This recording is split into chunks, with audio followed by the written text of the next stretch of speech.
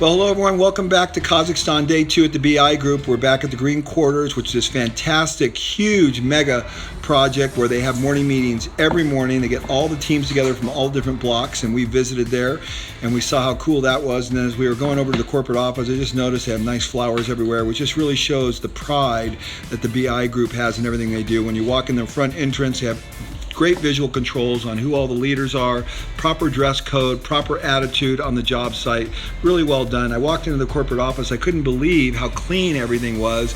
And as I walked in, they were keeping it spotless. So this is a construction site, a lot of dirt, and look at the level they're keeping it at. And when I went up to the offices upstairs, which I was surprised to see, they actually had pictures of everyone in their offices so you could see exactly where they were located and what their responsibilities were. And I went on the back wall, it showed the scope of the project, which is massive, as you can see that.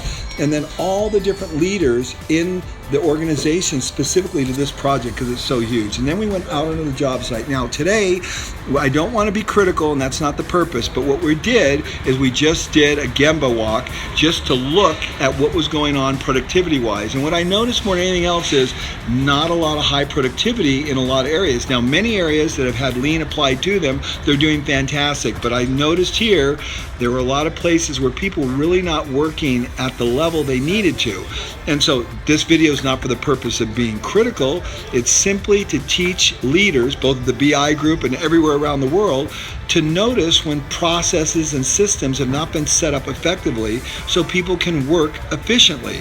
And you're going to see that throughout this video. These guys right here, they look like they're working pretty hard to spread this dirt. I'm sure there's a better way to do that. So that was just one little snapshot. Now this area, I noticed really needed some 3S'ing. You're going to see that we're watching these guys dig over here, and they're also noticing that a couple of these supervisors didn't have the uniforms on, which was a big deal, and they called them on that. But then we went over here, we noticed, man, this place is really a mess, and I said, this really should not be that way. So we had them clean it up, and at the end of the day, they actually did a pretty good job of getting it all cleaned up, much better. So now we went downstairs in the basement where they were doing some form work, and I just noticed pretty low productivity, people struggling to work, bending over. There should have been workbenches that they were cutting all this rebar on. This guy probably took 5 minutes to cut these 3 pieces of rebar, and it should have been maybe about a 10-second operation, if even that long. But because they didn't really have the right tool, didn't have the right setup, they struggled a lot. You got one guy using a skill saw down the ground, and he's really struggling, and the other guy's trying to cut this rebar, and he's got to cut quite a bit of it too. As it turned out, he's got to make all these short little dowels and pins.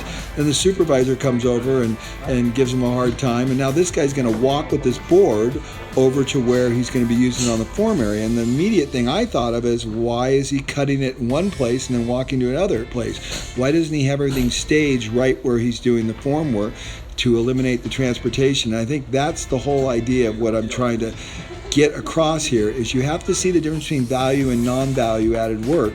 And in large measure, most of what's going on here is non-value. So you've got the supervisor there, he's probably not very happy with me. And then you've got one guy holding the board and the other guy hammering. You got another guy over here on the left looking, and basically just a whole bunch of non-value added activity. And then on top of that, this guy's beating the form together with a nail when really he should be using a screw and a screw gun. It goes together, comes apart easier, and you're not beating up the formwork. So here's the guy cutting the rebar. You can see this should have all been jigged and fixtured very simply to just put in a saw and then just cut it with a stop.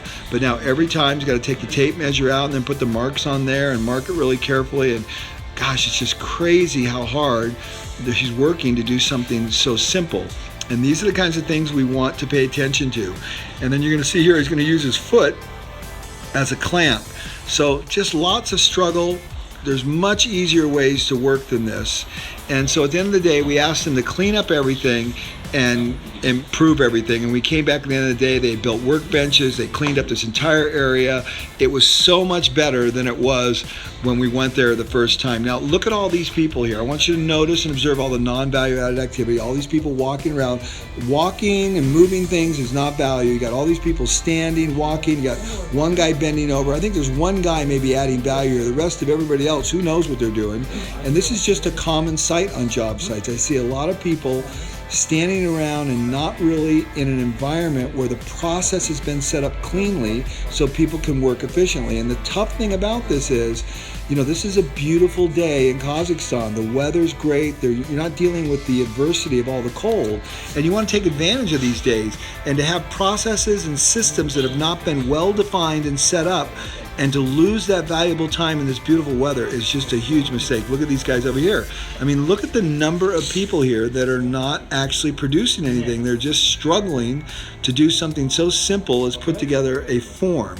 Now we're going to switch gears. I'm going to show you the forms that they're building, and the quality is really not that good. Well, of course the quality is not good because the process has not been set up well, but look how much non-value added activity there is.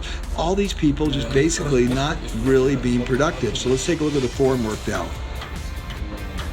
So this is the end product of what they're trying to produce, and the forms are not very straight. And this guy's struggling like crazy to drill a simple hole in the wood.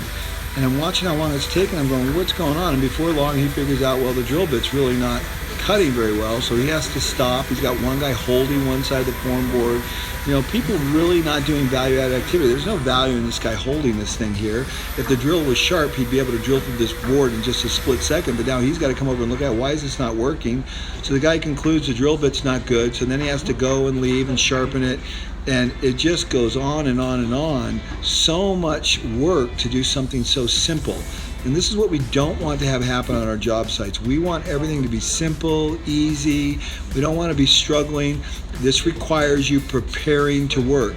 It requires recognizing there's a maintenance cycle on the drill bits, or when drills start to get dull, you immediately sharpen them. You have a system set up to sharpen them. But to be able to completely stop a process like this is happening here and have all these people waiting, it's just not a good thing. So this is happening everywhere you look. So now we're going to go up onto the side of the building where I saw them doing some facade work, and I was just kind of noticing how little they seem to be getting done. Again, we got this beautiful sunny day that's warm, and I've been to Kazakhstan so many times where it's been so cold you can't even feel your fingertips. And we've got the perfect environment to get a lot of work done. And these two guys are really struggling. Now, notice the one guy, he's just kind of sitting and watching. He's not really doing anything. And the other guy's measuring and measuring. Well, it turns out I sat up there for 5 to 10 minutes, and that guy spent all that time measuring and kind of struggling and trying to get work done that should have been so simple. So the way I view it and the way I look at all this is just one big Lego set. They should be able to go on the side of this building and everything should just snap into place and it should just go. And if it doesn't, it's because the process hasn't been very well thought out, or the planning was not done well. Something is wrong that these guys are struggling to put up one piece of sheet metal. It makes no sense whatsoever. So whenever you look around, you need to observe the productivity level of people. Do people look like they're just flowing and getting things done, or do they look like they're struggling? Again, look at this one guy. He's just sitting there watching. And there's an awful lot of sitting and watching going on, and we just cannot afford to do that for two reasons. One, we can't afford to pay someone to sit around. But the second reason is we're losing the valuable time. I've always said the holy grail for Kazakhstan and for the BI group is understanding the weather component. If you can mitigate the weather, if you can leverage the good weather in your behalf by being hyper productive when it's good weather, then you're not going to be forced to work in the bad weather. And this is what needs to happen. So when that sun is shining, the productivity level needs to go to the ceiling, and we need to demand that from everyone, that they're constantly improving. Now look how hard this guy is working to make this cut. Well, you know why? Because he's using the wrong tool. He's using a pair of lineman brakes, nippers, to cut sheet metal, and it will never work. And he's just struggling and struggling, and I sat and watched this. I'm not going to make you watch it all because it goes on for another 10 minutes. It is crazy how hard this guy's working to do something so simple. Well, again, for anybody watching this in any other country, don't start getting critical and saying, oh, well, the Kazakh people are doing this. I travel around the world and see this happening everywhere in every culture. It doesn't matter where you are. I see people struggling to do the most simple things.